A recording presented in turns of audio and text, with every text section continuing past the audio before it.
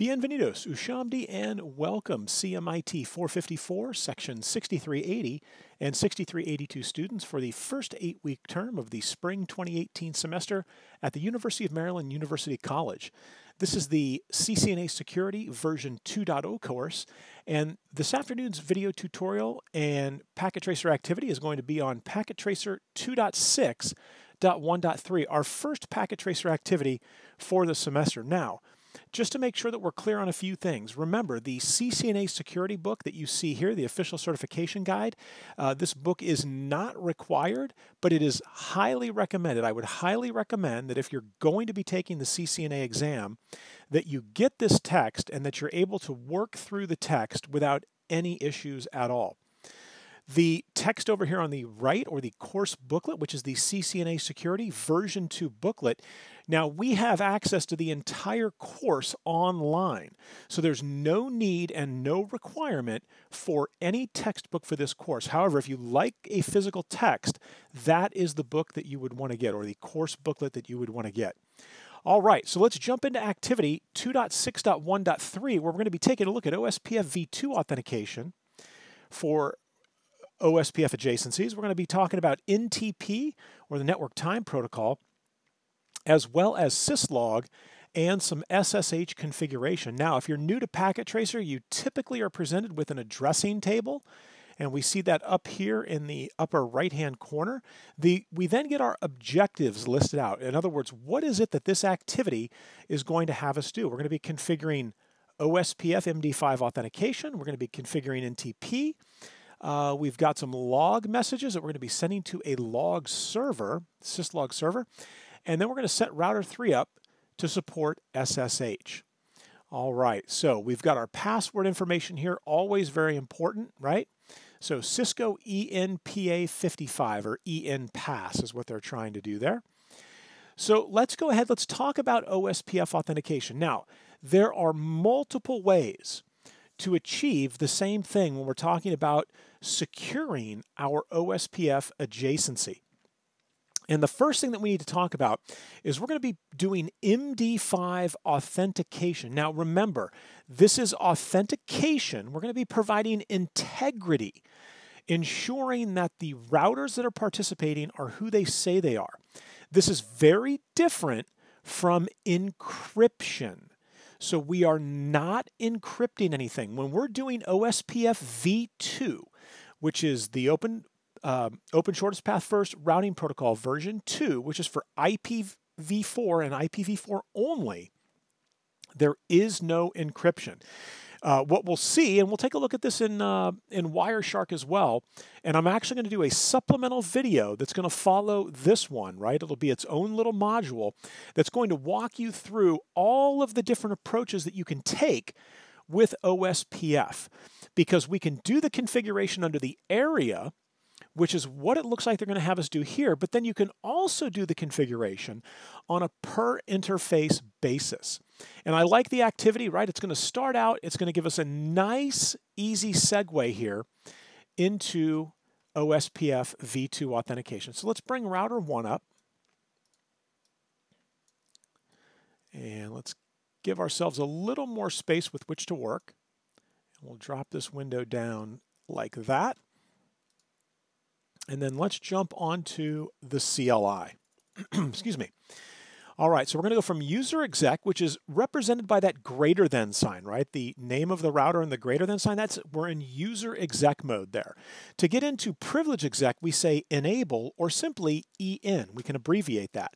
Our password, as we saw before, is Cisco, C-I-S-C-O, ENPA55, and that gets me into privilege exec. Now, once I'm in privilege exec, this is equivalent, for those of you that are familiar with the Unix world, this is equivalent to being the root user, right? From this point, I can do anything to the router that I would need to do. I can configure things, I can wipe the config out, I can reload the router. For those of you from the Windows side of the house, this would be synonymous with being the administrator, right? And knowing the administrator password. And once you get logged in as the administrator, you can pretty much do whatever you want. So before we do any authentication, let's take a look here and say show IP OSPF neighbor. Now, this is one way to check to see if we have a neighbor adjacency. Now, here we see the neighbor ID 10.222. Now, the neighbor ID is not an IP address, right? In this case, it happens to be an IP that's assigned to router 2. But that value right there is the router ID that takes the form of a 32-bit dotted decimal notation in terms of what it appears to be. And it looks like an IP address, but it's not. It's the router ID in this context. Now, on router 2, this IP address is assigned somewhere, but it is not an IP address in the context of OSPF. And here's what I mean. And we'll do this from time to time, is what I'll do is I'll pull up actual Cisco components, routers, switches, firewalls, whatever the case may be. And let's see what we've got here. I'm trying to remember what the username password is. There we go. So if I go into global config here and I say router OSPF1, I can hard code the router ID, and typically you'll want to use something like this, right? So for router 1, we would say 0.0.0.1. And then that is what would show up on the other side, right? If I was to go to maybe router 2, you would see 0.0.0.1. In other words, a value that we're using for the router ID, we want to make sure that it doesn't appear like an IP address. It makes it a little easier to decipher what's going on there. That's the neighbor ID, right? It's the OSPF router ID. We see the priority, and that has to do with the designated router, backup designated router election, and it's 0 because we have a point-to-point link here. And on a point-to-point link, there can only ever be 2 speakers. Therefore, there is no DR-BDR election, and that's why we see the dash right there. Now, we are fully adjacent. We've got our dead timer here. Now, if I was to rerun this command, show IP OSPF neighbor, you'll notice the dead timer is never going to go below 30. And then it jumps back up to 39. Remember, OSPF sends hello messages every 10 seconds. And so the dead timer, oops, sorry, I didn't want enable. The dead timer is set by default. It's 4 times the hello interval. In other words, 40 seconds. So we get to 30, and then it pops back up to 40, and typically we'll catch it here at 39, right? So 31, 30, 39. And then that's why we see that value going. Now, here's the IP address. Now, this is the IP address of router 2 on which we've got the adjacency formed, and this is the interface out which we have the adjacency formed, serial 000. So now that we know that the adjacency is up, what we're going to do is we're going to add the authentication in. Again, a quick review of OSPF for those of you that might not be familiar with the Open Shortest Path First routing protocol. All right, so we go into global config, and we're going to say router OSPF 1. Now, this puts us into the router or the OSPF router global config section. If I say do show run, and let's take a look at what we've got, and this is what we have in the OSPF configuration section right now. We're logging adjacency changes, right? So any adjacency changes that this OSPF speaking router experiences, it's going to log. We've got passive interface commands. Now, this is very relevant to the discussion about security.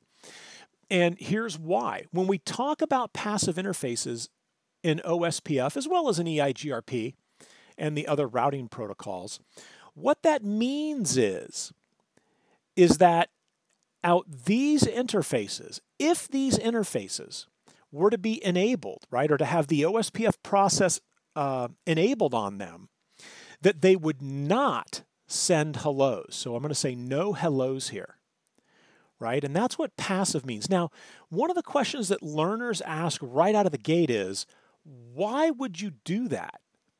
I don't understand why I passive these interfaces, but I don't passive maybe the serial links that are here. Now, remember, OSPF uses a hello protocol or a hello message that gets sent out. And that hello message serves a number of functions. One of the functions, and the initial function that the hello packet serves, is neighbor discovery or neighbor acquisition, right? It's going to be multicasted out to 224.0.0.5, 224.0.0.5. And this multicast address is a well-known reserved multicast address, and it is the all OSPF speakers. In other words, any router that's running OSPF on the segment that I'm connected to, and that I have OSPF, the process, enabled on my interface, I'm going to be sending these hello messages out, broadcast to anybody that's interested.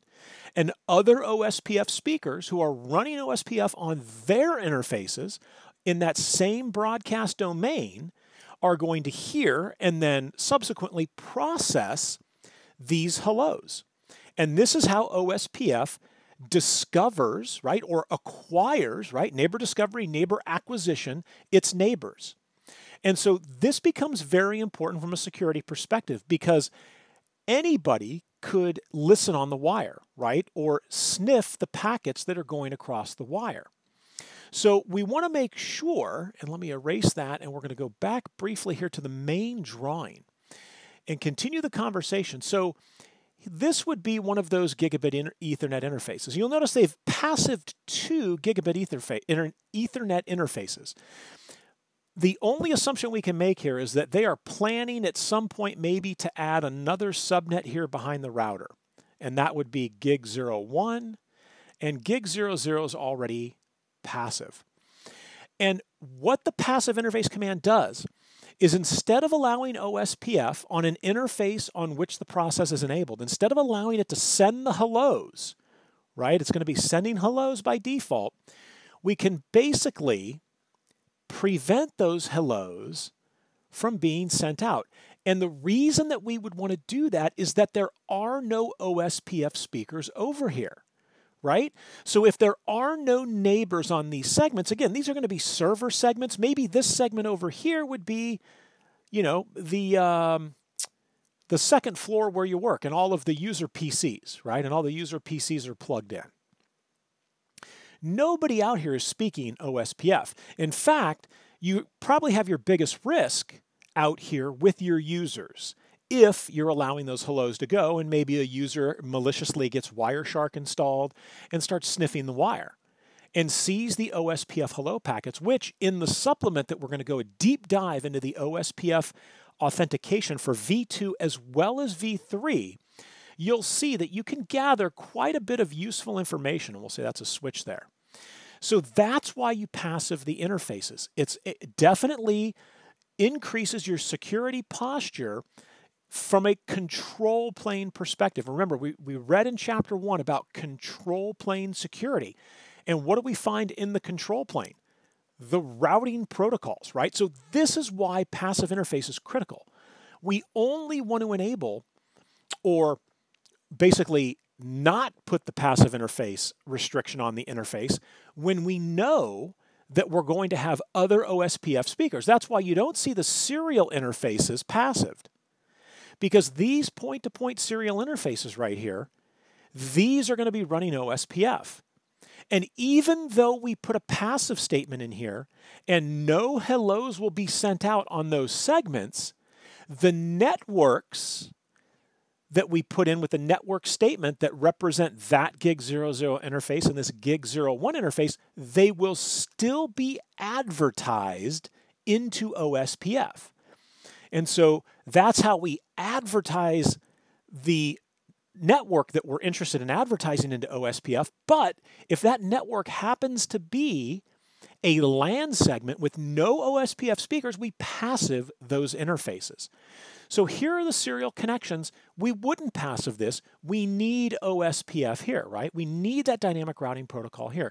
And we also need it over here, right? So that we can advertise and share in a dynamic fashion the routing information from this segment as well as that segment.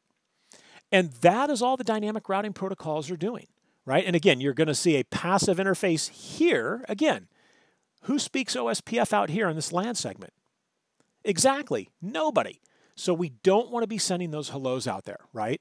So very, very important from a security perspective. Okay, so let's bring router 1 back up here. Whoops, not PCC. We want router 1. And so we look at the configuration here and we see we've got the passive interfaces, then we have our 2 network statements. And remember, there's 2 ways to enable the OSPF process on an interface. This is one way to do it. The other way to do it would be to actually go to the interface, right? And let me simulate it here. So if I was to go to interface gigabit 02, all I would need to do is say IP OSPF 1 area 0. Again, this is the equivalent of the network statement, but I'm placing it under the specific interface. And again, there's your OSPF process ID, and that's the area number. And so there's 2 ways to get that to work. So we've got everything set up here. Let's say do show IP route OSPF. What do we see? Well, we see that we're learning 2 networks via the OSPF routing protocol. And the reason I'm checking these things right now is because once we put the authentication with the MD5 hash on there, we need to make sure that that adjacency, when it reestablishes it, we don't have any issues. All right, so we looked at the running config. Let's now go ahead and say area 0, and we're going to be enabling authentication area wide. And here's what that means. And I'm going to get router 2 staged here. Give me just 1 second. Router 2 is not cooperating. All right, we've got the hourglass, and sometimes this happens. The virtual machine here that runs on this iMac is oftentimes a little slower than I would like, and so then the mouse clicks kind of fall behind. So let's see if we can get back to router 2. So here on router 2, right, we want to make sure that Cisco ENPA55, we want to make sure that the adjacency that we see something similar, right? And then there we go. There's the OSPF router ID. That is not representative of an IP in this context, right? It is an IP that's on router 1, but in this context, that show IP OSPF neighbor command, that's the OSPF router ID. And it might not always be an IP that's assigned to the host, so remember that. So everything looks good. Now, here's what's going to happen. When I enable the authentication area wide, if I was to hit enter right now, and let me do a question mark, you can see that we've got the carriage return there. If I were to hit enter right now, what I'd be doing is I'd actually be enabling authentication, but it would be plain text authentication. In other words, there would be no hash involved at all. You would see and be able to sniff the password in it's plain text right off the wire with Wireshark. And again, in the supplement that we're going to do that follows this, you'll see that. So we're going to say message digest. Now, let's watch over here, and you can see the same thing. Do show IP OSPF, do show IP OSPF neighbor. Remember I said the counter never goes below 30? Well, look at where the dead timer is at now. Why is that? Yeah, the reason for this, and you can see the dead timer's at 12, 10, right? The other dead timer's fine because that's the other adjacency with router 3 out the other interface. Router 1, however, and we're going to see a message here shortly that's going to tell us that our adjacency is down. The dead timer has expired, neighbor down, interface down, or detached, and we've gone from the full state to the down state in the OSPF state machine. And so the adjacency is no longer there. So show IP OSPF neighbor, router 1's entry is gone because the adjacency is down. Because what happened was here on router 1, we dropped in the area 0 authentication message digest command, and immediately the adjacency went down. The same thing would have happened had I left off message digest and we did plain text, right? Because as soon as you enter that command, area 0 authentication message digest or area 0 authentication, and hit enter, every interface that is a member of area 0, and remember that interfaces can only be members of one area at a time, that every interface that is a member of area 0, that interface is now being told and sending a hash value, right, in its OSPF hello packet. Sorry, I was pausing there. So let's go ahead and let's take a look at what that looks like just real briefly here, and I think if we were to go back over here, I'm on router 1, and this will work. So let's go ahead. I'll quickly throw together just kind of a hodgepodge. And I'll actually set this up here. We'll say router ID 0.0.0.0.1 and network. And we already have the statement under the interface. So we should see area 0 authentication message digest. I should see here, and this is Wireshark. It's used to capture. I'm spanning the port into which that interface is plugged, and that is what I'm looking for. So there's the OSPF hello packet, right? Remember I said every 10 seconds? Well, let's see. So 0922, so the next one we should see is right around 10, right? Exactly. So we're 10 seconds. Now let's take a look and see what's inside here. Every OSPF message type, and there's 5 different message types, right? Not particularly relevant for the security course, but know that there's a hello packet, a database descriptor packet, there's a link state update, link state request, and a link state acknowledgement, right? So there's 5 different OSPF packet types. We're looking at the first packet type. Now, every OSPF packet type, all 5 of them, they all have what's called an OSPF header. And it's in that header where we see the authentication type, right? And so there's 3 authentication types that we can use. There's no authentication, which is type 0. Believe it or not, that is a type. No authentication is type 0, even though that's the default and there's no authentication. It's considered an authentication type. Then there's type 1. That's the plain text that we mentioned earlier. And then here's type 2, cryptographic. Now, this is what misleads a lot of learners, is they see cryptographic and they don't think of it in terms of the integrity, right? That it's a hash. They think, oh, it's cryptography. It's all encrypted. Well, take a look here. Here's my OSPF hello packet. Does any of that look encrypted to you? Because Wireshark is not decrypting anything, right? So again, remember that with OSPFv2, when we're talking about cryptographic authentication, we're talking about a hash, right? It is not encryption. It's simply putting the hash in the OSPF header for every packet that gets exchanged between these neighbors, or any other neighbors for that matter, that it's going to validate the authenticity and the integrity of the packet. That's what's being done. It's not encrypting all the OSPF traffic between the 2 routers. It's not encrypting all the traffic, the data plane traffic, right, or transit traffic that's running through those routers between these links. It's literally mutually exclusive to the OSPF protocol, right? OSPF is what's using this hash, and that is it. And again, it is not encrypting the OSPF traffic. So don't get tripped up on that. It is not doing the encryption. And now this message right here, right? So this is kind of fortuitous.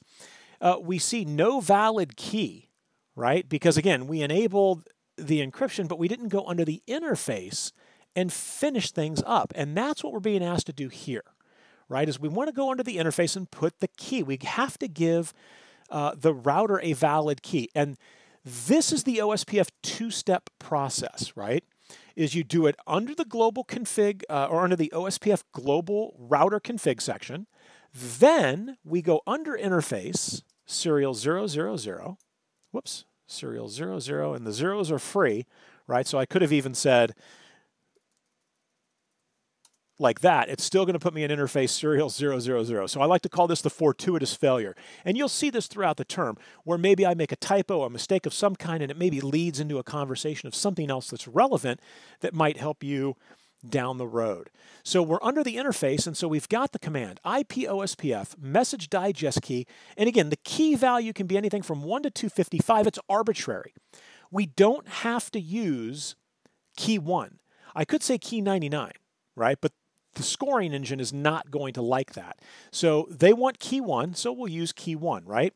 Now, the critical component here is that the key IDs need to match between the 2 routers, right?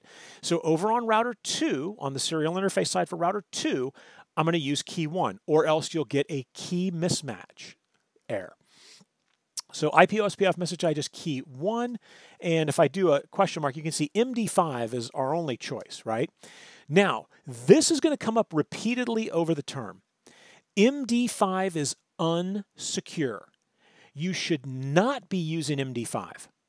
Not only should you not be using it for your message digest key with OSPF, you shouldn't be using it for your enable secret passwords. You should not be using MD5 for your user, local AAA database users, right, which are your running config users. You should not be using MD5 because it is very, very unsecure. And we'll talk a little bit about best practices. And I think it says over here somewhere, I think there's a note, and there is, all right. And here's the note that we're looking for, and this is critical. I'll tell you what, super quality materials here. The packet tracer activities are fantastic. So MD5 is the strongest encryption supported in this version of packet tracer, right? And it looks like the one that was used to develop this was version 6.2. I'm running, and as a quick point of order, you should also make sure that you download and that you are running packet tracer version, and we'll give this a second here. And it should be 7.1. And then I think it's like 7.1.0.0.0.0 something. So while that's coming up, again, MD5 has known vulnerabilities. You should use the encryption that meets the security requirements of your organization. In other words, don't use MD5, right? And 7.1.0.0.222, that's the version of packet tracer that you can get off of Netacad. That's the version you need to be downloading and using for these activities. All right, so MD5, although it's unsecure, that's what we're going to use, and the password is MD5PA55. Now, we finally have, if I was to, and actually I can't pipe the output here, I was going to pipe it and include message digest. So we have two things that we've done. So let's recap real quickly here on router 1, because the same process is going to be repeated on router 2. So on router 1, what have we done? Well, we did the IP OSPF message digest key 1 MD5 command under the interface, and then we enabled authentication, right, area wide. But these two things are inextricably linked. Those two steps that we did, this one here under the global config section, and this one here under the interface, both of these are required, or else it's not going to work. I can't just put that under the interface and hope it works. Just like I can't put this under the global OSPF router config section and hope that it works. I need both of those commands for this to work. So let's go to router 2 and let's repeat the same thing. So we'll go ahead and go into global config with configure terminal. We're going to say router OSPF1 and do show run. Whoops, it went right by the OSPF section. And interesting here, right? So we've got router OSPF1, and we've got these two network statements for the 10.1.1.0 and the 10.2.2.0. No passive interfaces. Remember, is there a LAN segment of any kind hanging off of router 2 here? No, there's not. In fact, router 2, both of these interfaces need to be speaking OSPF and sending hellos to, 1, discover the neighbor, and 2, to maintain the adjacency, right? Remember, it's neighbor acquisition and neighbor maintenance, making sure we keep those neighbors.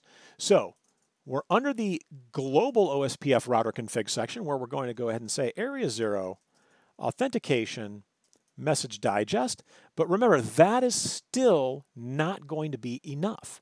We have to go under the interface and say interface, and actually let me check to make sure that's the right interface. Do show IP interface brief, because there's two serial interfaces here, and it is do show IP OSPF neighbor. It's going to be the interface that doesn't show up there. Yeah, so interface serial 000, and here's where we have to say IP OSPF, whoops, message digest key.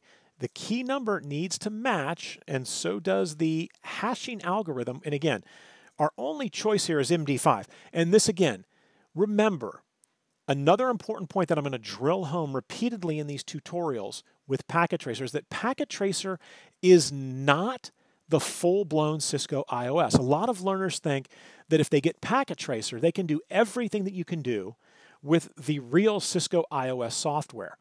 And while that would be great, unfortunately, that is not true. And there's a lot of confusion about that with individuals new to Packet Tracer. Remember, Packet Tracer is a phenomenal application, but its use is limited to the CCNA, and let me get my password back in here, to the CCNA level tasks that we're going to be required to perform. So other tasks and a lot of the syntax or options that might not be used, those are just simply not going to be seen. And here's what I mean by that. So if I get into global config here and go into interface gigabit Ethernet 02 and I say IP OSPF authentication, I'm sorry, not authentication, we want the message digest. Message digest key, you can see, is still 255 keys, and MD5 is the only thing to choose from. So this is one of those cases where don't think that Packet Tracer's hiding stuff from us here. And this is one of the most, in fact, this is the most recent release of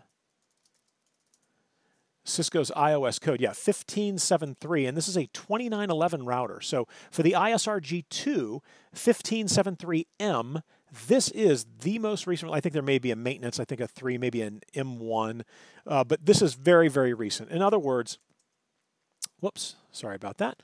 In other words, when you say IPOSPF message digest key 1 question mark, MD5 is going to be the only choice, right? And you're probably wondering, well, wait a second, if you're telling me that MD5 is not secure, Travis, what are the other alternatives? And again, I'm going to go deep into depth. We're going to talk about cryptographic algorithm and keychains when we get into, and that's what you want to be using. In the real world, that is what you want to be using. Very, very simple to set up and far more effective than MD5. And you'll see what I mean when we get into that OSPF supplemental tutorial, which is focusing on nothing but the different ways to configure OSPF authentication between OSPF speaking neighbors, because it does become confusing. So again, we're seeing one way to do it here, and you can see that as soon as I said, and this is interesting, right? And this is one of those, I love when you have things that are sort of not what you're talking about happen. So what just happened here? I said, I didn't put the message digest key command in, but what did I do? I said area 0 authentication message digest. I didn't put the command in under the interface yet. Let's confirm that. Let's look at serial 000. It's not there, right? But the neighbor adjacency with neighbor 192.168.3.1, and we know who that is, right? That's router 3. It went from full to down. Why is that? Exactly, because remember what we just did. The same thing is true, and this is a great opportunity to talk about this. When we ran the area 0 authentication message digest here, it took that adjacency down. And remember I said, as soon as you say area 0 authentication message digest and you hit enter, every and any interface in area 0, and that serial 00 interface on router 1 is in area 0, is now going to be sending a hash, right? Even though we hadn't put the key in yet, it still puts in a temporary value. We saw that in Wireshark. And so it took this adjacency down between router 1 and router 2. Now when I run the command here, and only in global config, it took both, or would have taken both interfaces down. If this one was up, they both would have gone down, because both of these interfaces are in area 0. And again, this is the first way we're going to learn how to do this, is area wide. And again, multiple ways to do it. Definitely check out the supplemental tutorial that follows this to go a little deeper as to how we would do it in alternate ways. So now this adjacency is down, as well as this adjacency. So this one is still down because we haven't configured and haven't completed the configuration that we need to, which is that IPOSPF message digest key. So let's get that in here. IPOSPF message digest key 1, key number needs to match MD5, and here's where we put in the password. Now, another key point, 16 character maximum. If I was doing this with plain text authentication, again, you can see the password in Wireshark. It's that easy to see the password in Wireshark. 8 character maximum, right? So not very secure, not very secure. So don't use type 0 because that's no authentication. Don't use type 1, that's plain text authentication. If you're going to use cryptographic authentication, we want to use HMAC SHA. Okay, and again, that's going to be in the supplement, but I just want to touch on these vulnerabilities here and really shortcomings that existed for quite some time in Cisco's iOS. So we've got the MD5, and then let's get our password in, which is going to be MD5 PA55, right, or MD5 pass. I hit enter, and here's what we're going to see, is the adjacency with router 1 comes back online. Why didn't the adjacency with router 3 come back? Exactly, because I haven't done anything to the interface here on router 2 that is connected to router 3, and in addition to that, have we done anything on router 3? No, we haven't done anything. So that link right there is still going to be down. But good news, show IP OSPF, oops, sorry, OSPF neighbor. Good news, we still have the adjacency with router 1. That's back, right? It's been reestablished. So let me say do show IP route OSPF. I should learn the network segments. I should see a 192.168.1 network here is my guess. Yep, there it is, /24. And we've learned that network via the OSPF routing protocol. In fact, if I was to say, do show IP route without trimming it down, you can see that's how I knew it was a /24, right? And we get these other 10 networks. And these are the transit networks, right? And by transit, I mean these are the locally connected networks that we don't have an OSPF entry for because, again, the administrative distance for these is lower. We're learning these from a protocol. And when I say protocol, remember, that can be directly connected is considered a protocol. True story, right? So directly connected is a protocol, right? Static is a protocol in terms of in the context of a routing discussion. And so these have lower administrative distances and they're local, right? The administrative distance of OSPF is right here. It's 110. Directly connected is going to be, and that's a good question, 0 or 1. I think static is 1 and directly connected is 0. I'd have to double check. But that's the OSPF learn route. So now let's go ahead and let's get into interface serial 001. And we're going to rerun that same IP OSPF message digest key command, right? So now we're ready to pair up with, or to form the adjacency with router 3. And let's bring this back. All right, and here's my CLI. So let's go from user exec mode with the enable command to privilege exec, where we're going to be prompted for the password, which is Cisco ENPA55. Now we're in privilege exec. Let's get into global config. And let's say do show run. I'm curious to see, did they passive that gigabit Ethernet interface out there? So here is, and they did. In fact, again, just like router 1, they passived both gigabit Ethernet interfaces, even though only one of them is being used. So what they're doing here, and again, this is a smart move. Maybe an administrator comes in behind you and goes into interface gig 01, enables it, slaps an IP address on there, and that IP address, maybe there's a network statement in here.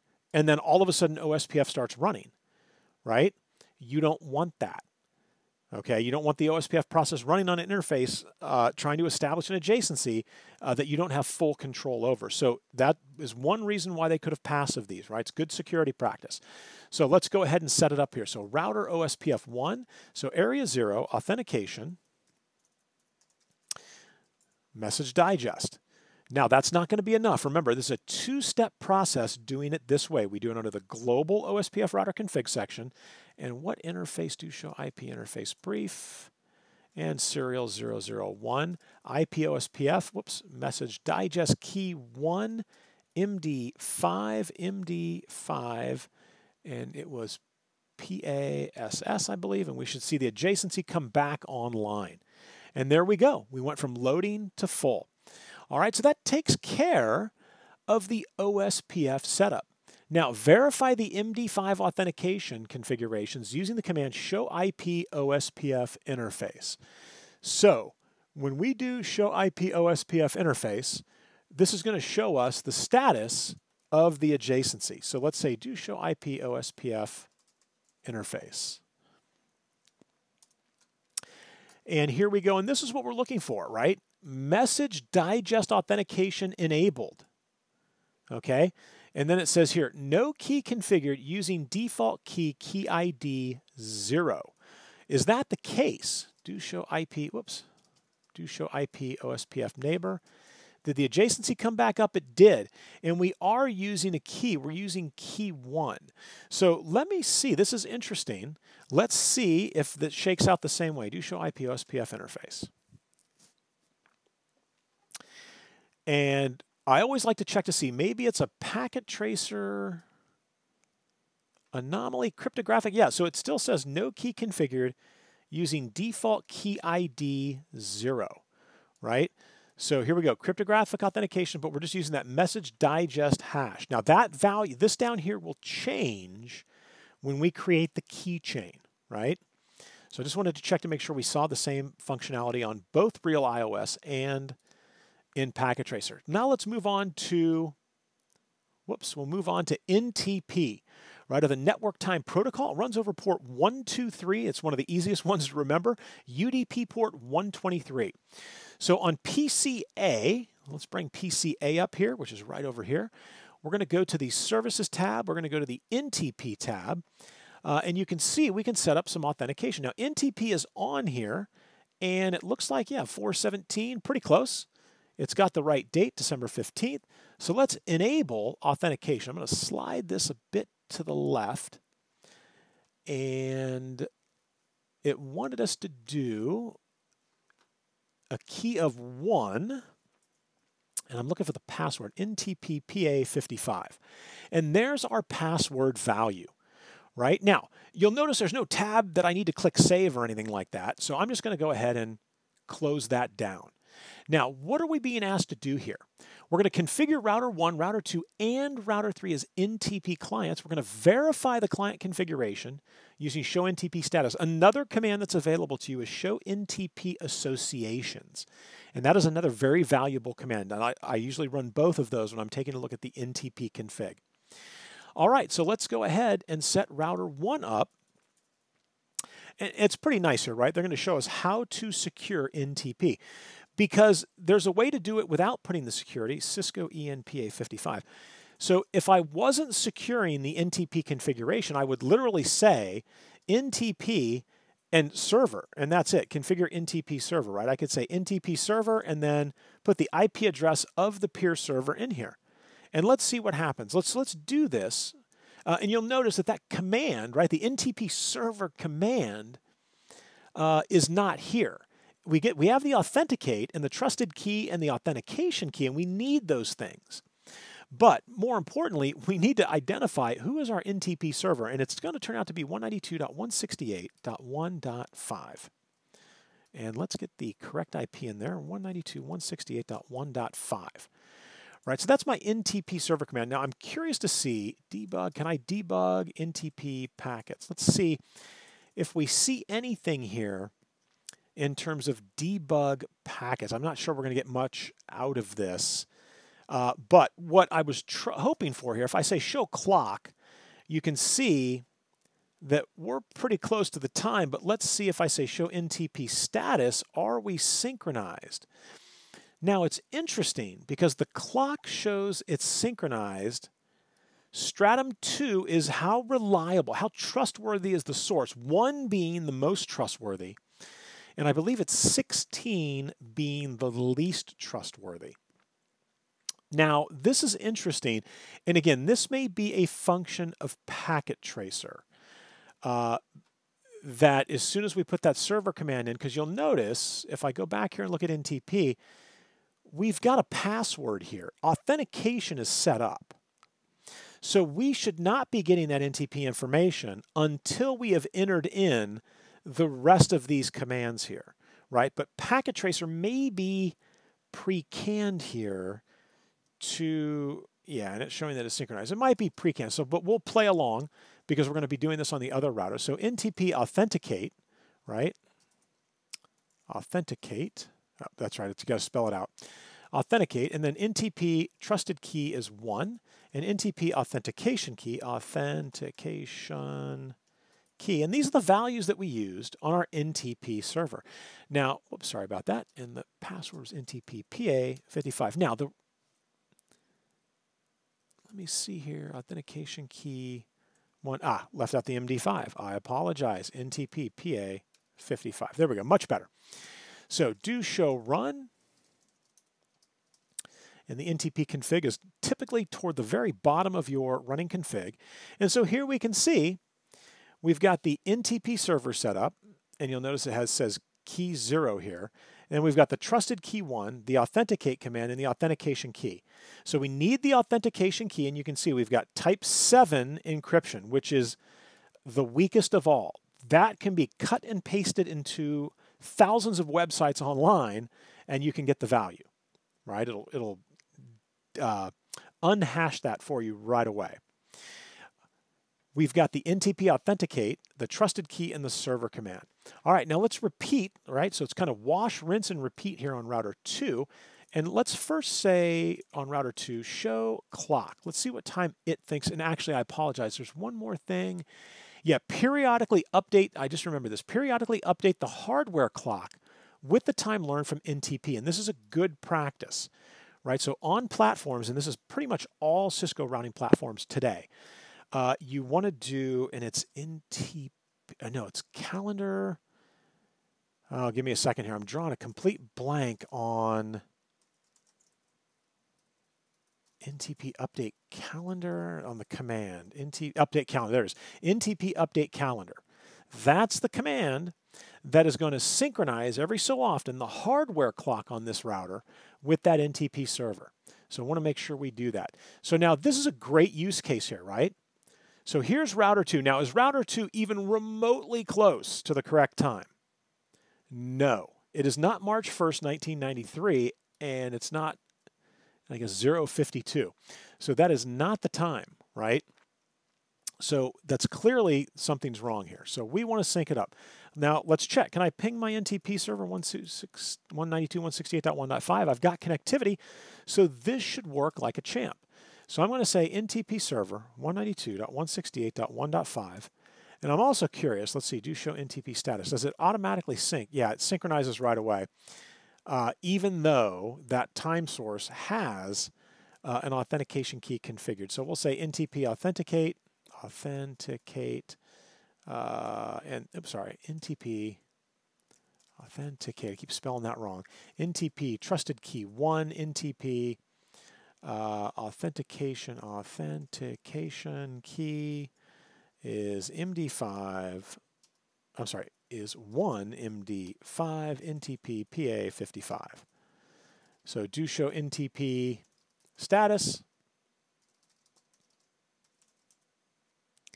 And we are synchronized. And there's our reference, right? That's the clock, or that's the NTP server that we're using.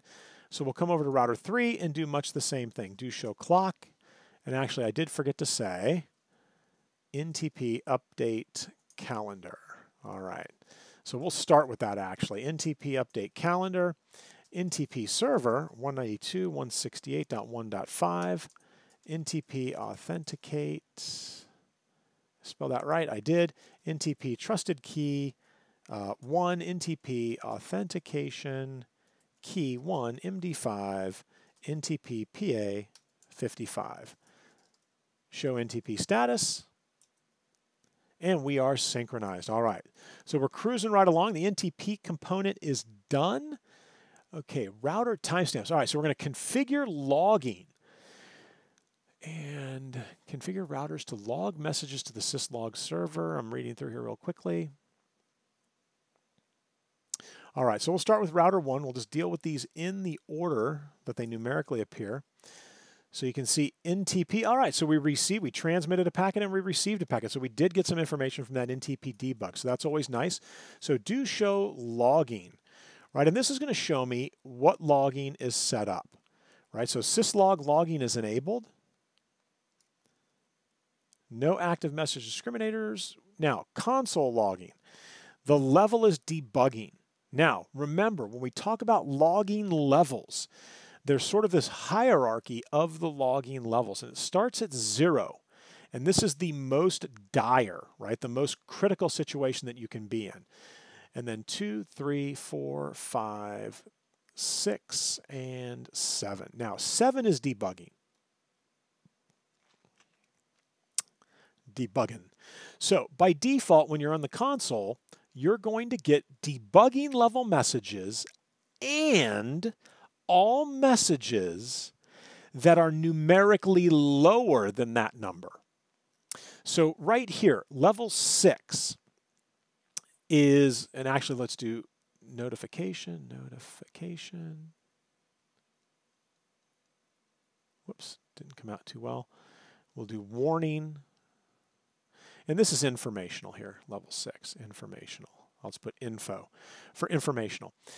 These ones I can never keep straight, right? 0, 1, 2, and 3. Just know that when you see these, right, the situation is very bad, right? Whatever syslog message is generating, and you'll be lucky if you saw a 0. That typically means that the node is not operable, right?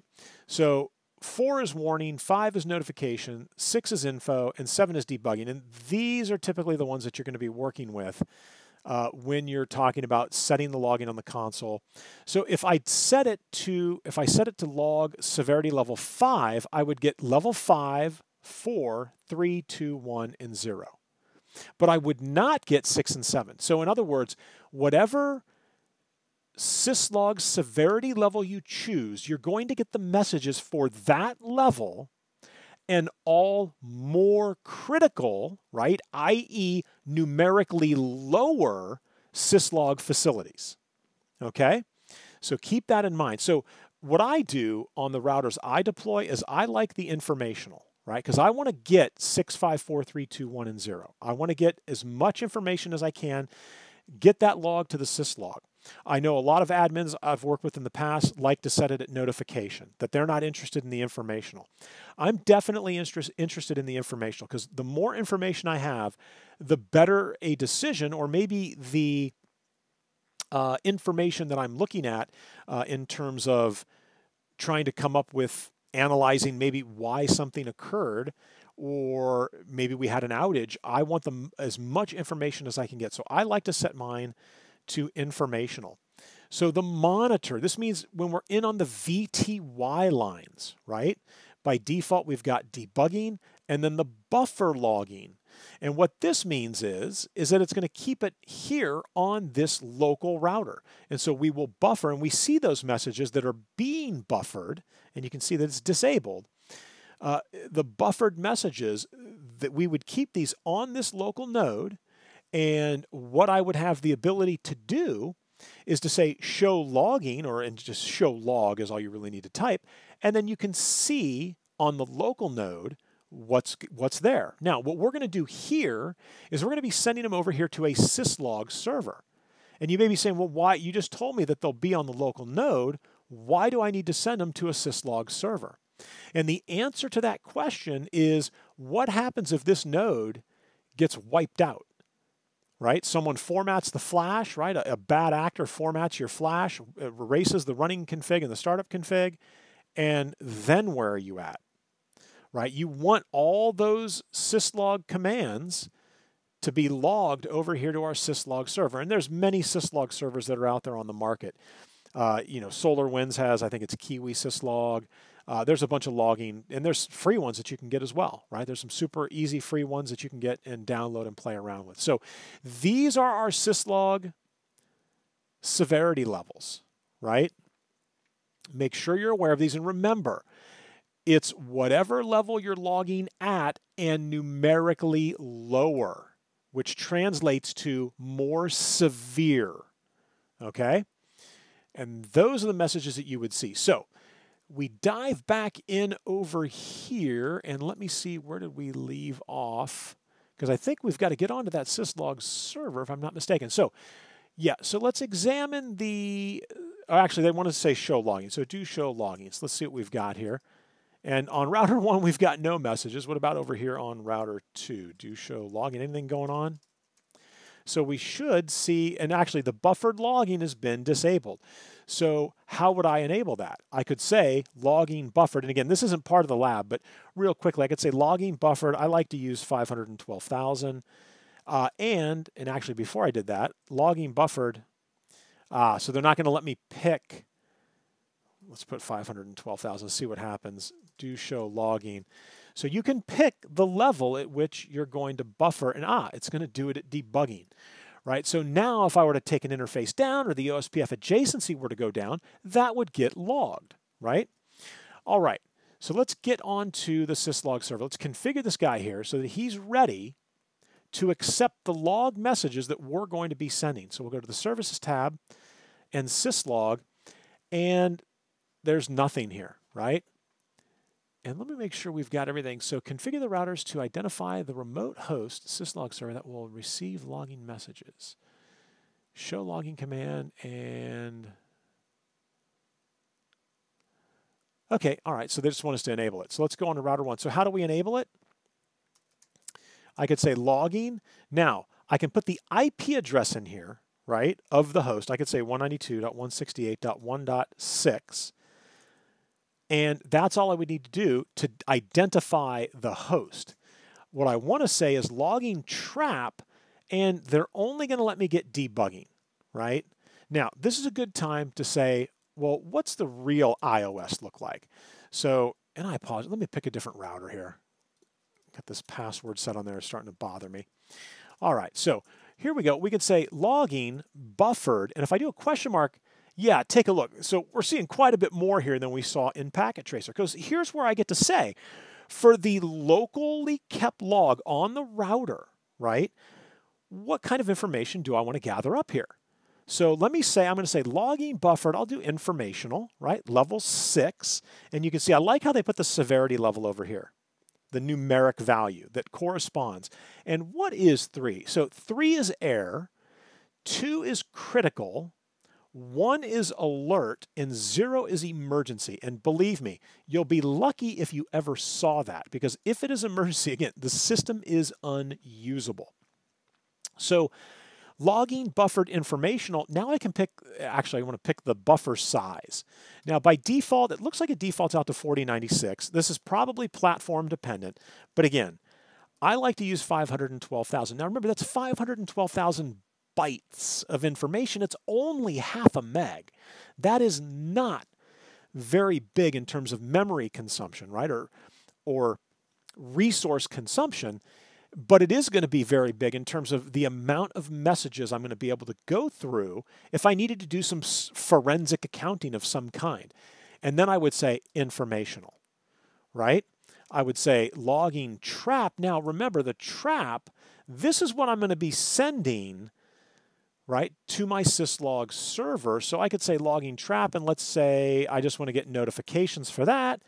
I can say, what's my logging host? And now before we do that, is host still there? It is there. So you can put the IP, or I can just simply put host and then the IPv4 or IPv6 address. So we'll mimic it here, 192.168.1.6, right? Now, it used to be that you would have to turn logging on, right? Enable logging to all enabled destinations. Now, this is typically on by default.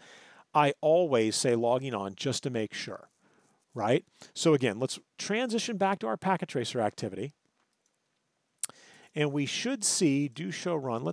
Do show run. Let's make sure that all of the logging is on. And I probably went right by, yeah, logging, trap, debugging, logging with the host, right? So we've got all of that set up. They don't want us to set up, it doesn't look like we can we do buffered here? Yeah, let me say 512.123. So do show logging. And so we should see,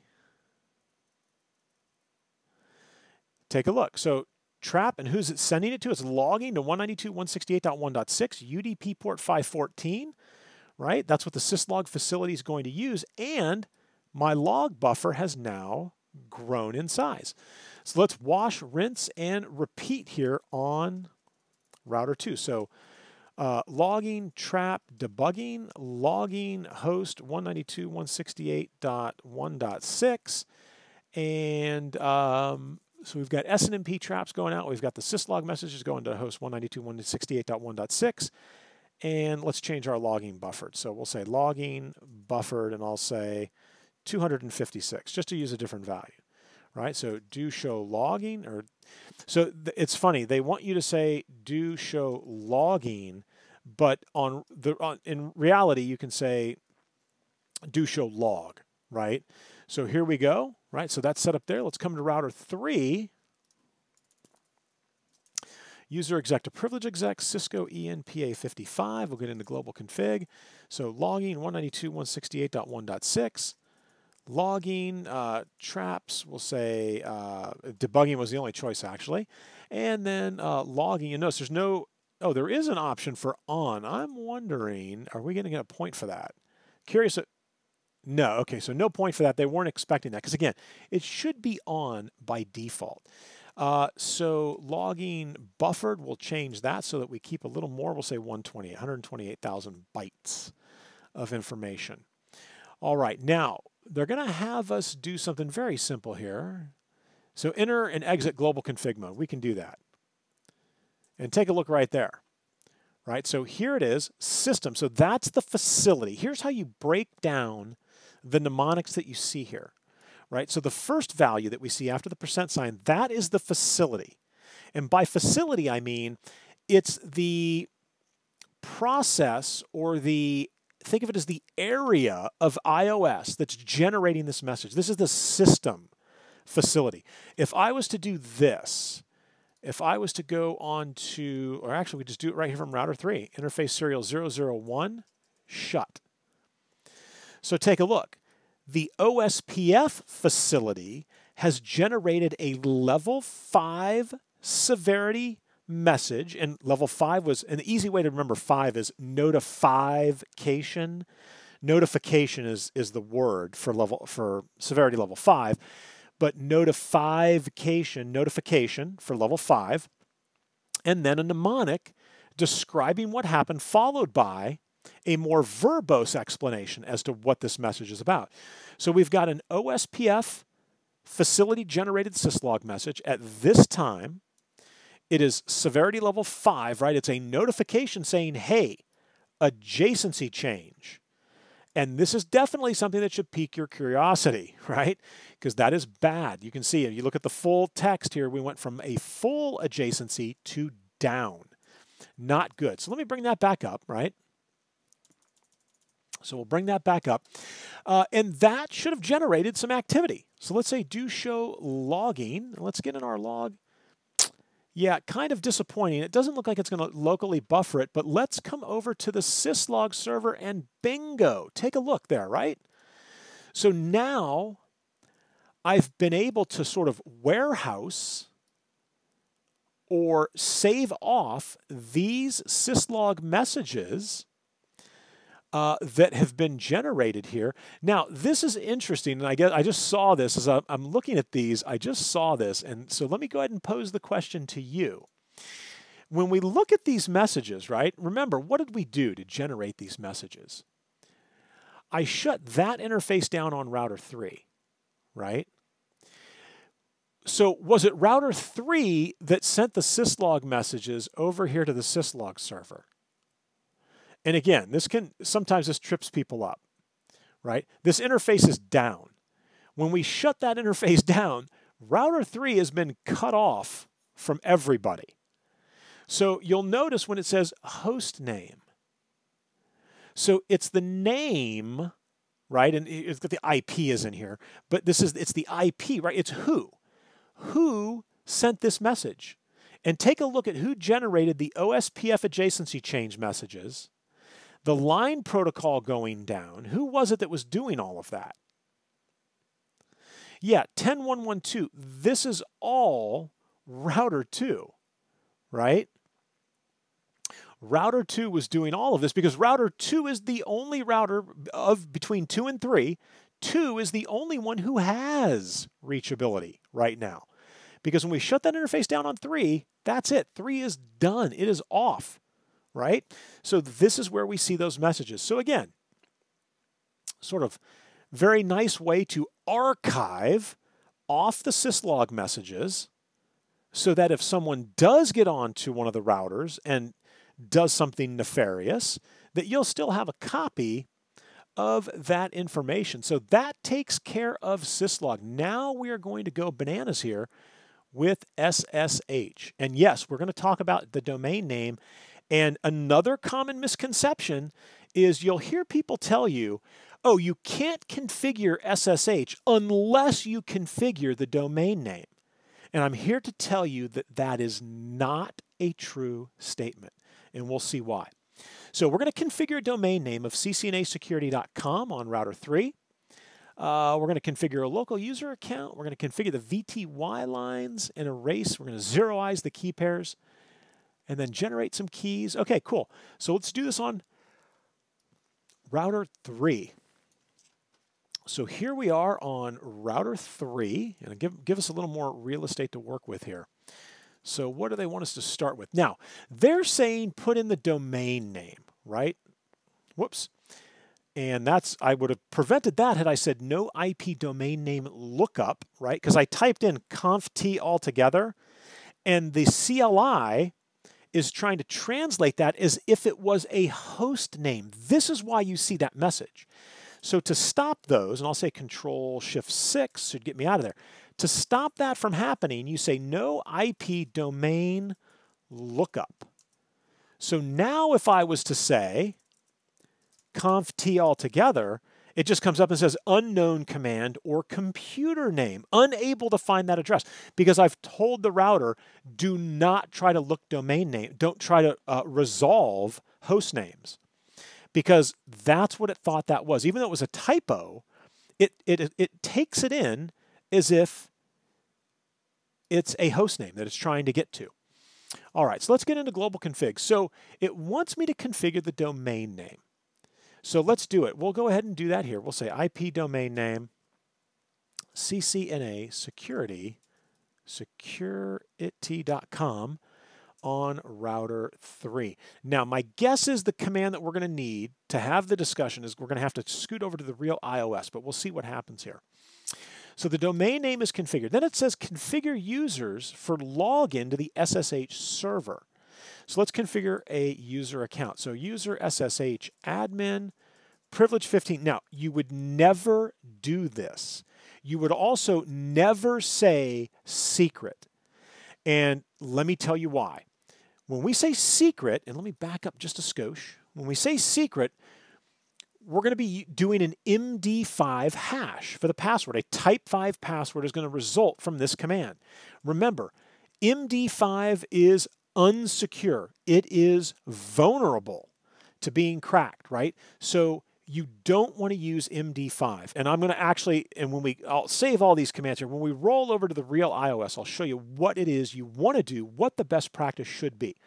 But let's move on here. So configure incoming VTY lines. So line VTY, I'll say 0 through 15. For login and validation for local. So what we're going to say is we're going to say login local. And what that means is that tells the router that anybody trying to SSH in, I'm going to authenticate them with my local AAA database, right? For authentication, authorization, and accounting. That local AAA database, which is nothing more than the users I've configured, like I just did right here in the running config. And in fact, now that I've looked at that, secret, I forgot to put the password in. Cisco SSH PA55. So again, fortuitous failure there. All right. And I think I'm going to have to get back into these because do they want local user accounts? Only accept SSH connections where we would say transport input SSH. And what that means is, and let's see if they show you transport and do they, yeah, for input. Yeah, because you can see I can accept telnet, I can say none, I can say all, and there's more choices than just this. So now's a good time, and actually let's wait a second here. Let's say transport input SSH, and where are we at? Okay, if no keys exist, you might receive a message.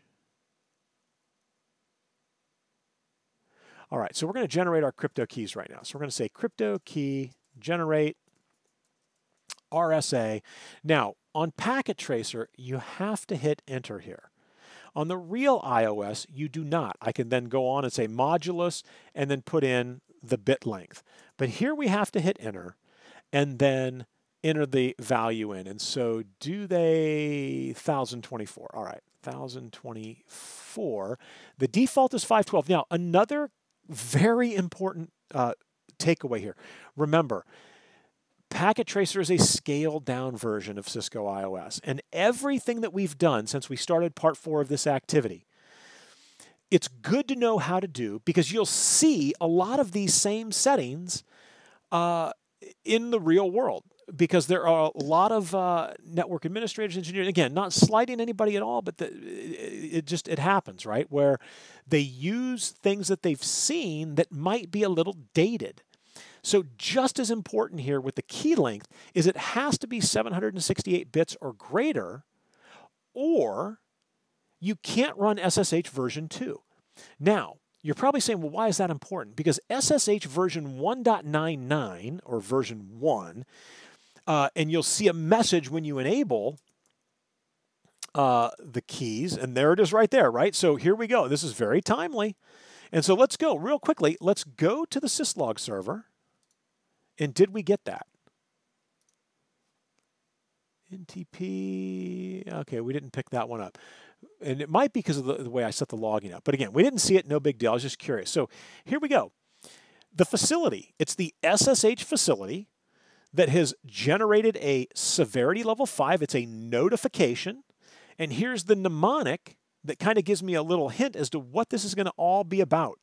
And it's enabled, right? So SSH has been enabled, but the longer description tells me SSH 1.99, unsecure. There are many, many well-known exploits for SSH version 1. And it's the question that should probably pop into your head is, well, then why is that the default? And believe me, it is the default.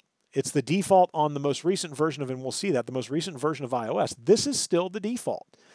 And it's got to be for maybe backwards compatibility. But again, the first thing that Cisco tells you to do is to change it to version 2. That is a best practice. So why even leave it enabled for version 1 as the default?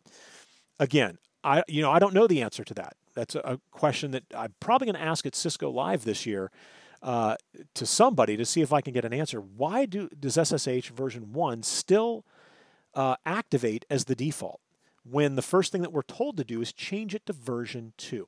So we've got the key, right? And let me come over here real quick. In fact, let's get some of this room back. All right. So we generated the RSA keys. We'll say show IPSSH. They want you to see that the authentication timeout's 120 seconds. You get 3 max retries. Now, we can tweak these things. I can say IPSSH authentication retries 2, right, to limit it to 2, and that's what they're asking for. I can say IPSSH, and this is from global config.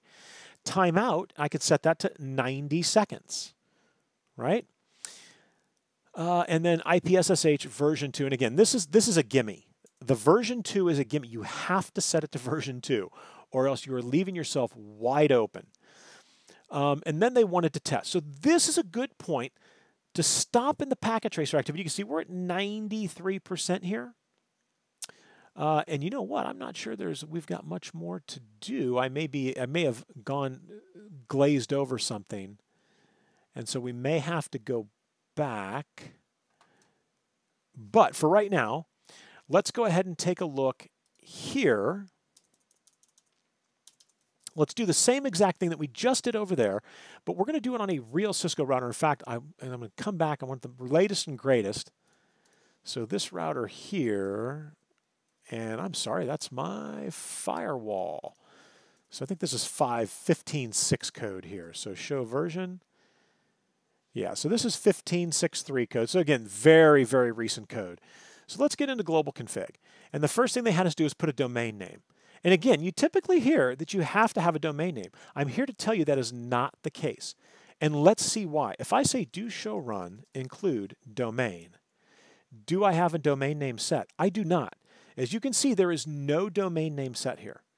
So what's going to happen, and let me make sure that I keep with the steps, and what did they do? They did a user account. We're not going to do that. Yeah, you go right into the crypto key generate. So if I say crypto key generate RSA, remember, in Packet Tracer, we had to hit return here. In the real iOS, you can hit return, but you don't have to. So I'm going to do it wrong first. I'm going to put the whole command in here. We'll say 1024. And I'm going to hit enter. You'll notice it says, please define a domain name first. And obviously this leads to the misconception that you have to put a domain name in. Well, really what we need to do is understand what the domain name value is being used for, right? It's not being used to generate the keying material. When I say do show crypto, and is it key or my key? I'm trying to remember this. I don't run this command often. Yeah, it's key, crypto key, and then my public key. So remember, when we're running this command, right, that crypto key generate, we're generating a public key. Now, this is just an option to say, show me the public key. And we don't really need, I guess we should say, let's say all. Right? You can see there are no keys right now because I got the error message back telling me that I need to do the domain name first. And the reason that you have to put the domain name in is because if you create multiple keys, the router needs some way to keep those keys sorted out. And it does it with that domain name. Right? So watch what happens here, or at least for the public key, it does it with that domain name. So here's what I mean. So I try to do it with a key without the domain name, and it breaks. But what happens if we pull back here? And I think it's right here. Nope, it's actually going to be, is it label? Where's label? RSA, it's label. Where's my label? There it is. I can simply label the key. Because again, understanding why the domain name is required and then what it's used for allows us to figure out, okay, well, all I need to do is just label the key, right? And we'll call it, what router? Say R3 pub SSH key, right? And then I can put in the modulus. And now let's say we'll do, I'll do 512. I want to see that error message. I don't know if we've seen it yet. That should tell us about there it is. That's what I was looking for. So here you go right here. RSA key size needs to be at least 768 bits for version 2. Because if I was to say IPSSH version 2 right now, that's a problem, right? We generated a key that's too small. And this is another reason why SSH version 1 is vulnerable, unsecure, right? So let's zeroize. Crypto key, is it zero? Crypto key zeroize? There we go. Yep, and we'll wipe all of our keys out. Let's start from scratch. Let's do the label again. And this time, let's say label modulus, I'll do 1024, because that's going to get us over that IPSSH version 2 requirement. The name for the keys will be R3 pub SSH key, the label that we use. Now, where was the error message about the domain name not being set? Exactly, it's gone because you don't have to use the domain name, right? Typically, that's what gets used, but there's nothing preventing you from simply labeling the key. And now let's come back to do show IPSSH, right? And here's the authentication methods that we have, the encryption algorithms, right? Here's the SSH RSA. You can see the Diffie helmet. And again, iOS keys in SecSH format, it's R3 pub SSH key. There's another way to see this. Do show, and I alluded to it earlier, do show crypto key, my pub key, and I guess we'll just say all here.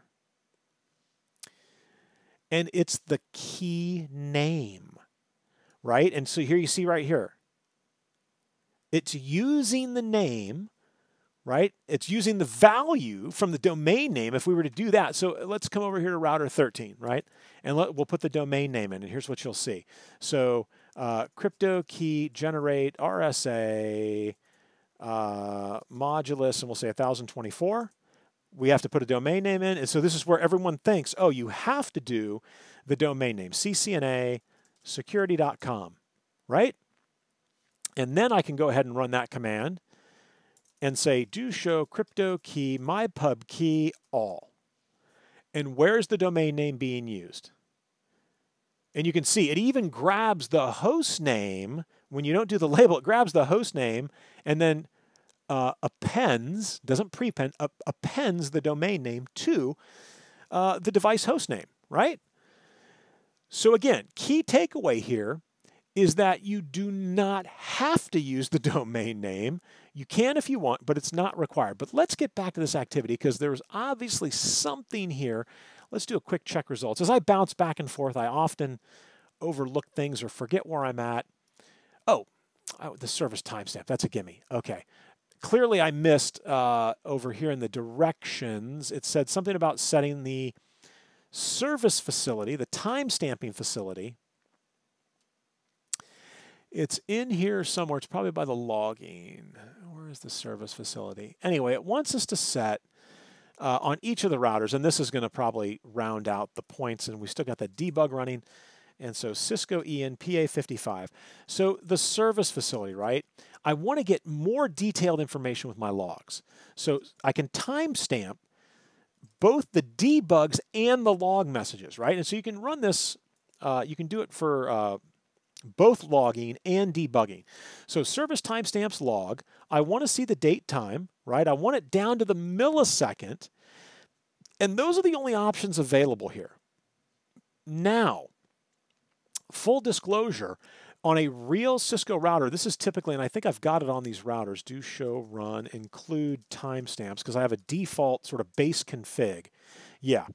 And you can see I like to get more information. I want to see milliseconds. I want to see the local time. I want to see the time zone and the year. I want as much information as I can get.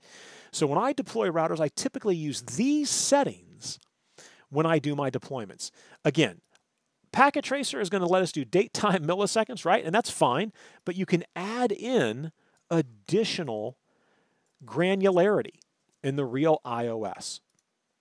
And so we're going to do that on router 1. We're going to do it on router 2. And we're going to go Cisco ENPA55 and global config, service timestamps, log, date, time, milliseconds. And that'll put us at 97, I believe. And then finally here, service timestamp, log, date, time, milliseconds. And, oh, all right, that was a 3-pointer. All right, so that takes us to 100%. So let's recap, very brief recap here. What did we talk about? We talked about OSPF authentication, right? We talked about the fact that even though they're showing us how to do this, they clearly point out this is not the best practice, right? But again, a lot of students will get frustrated and they'll say, well, why are they showing me how to do it like this if this isn't the way that you're supposed to do it?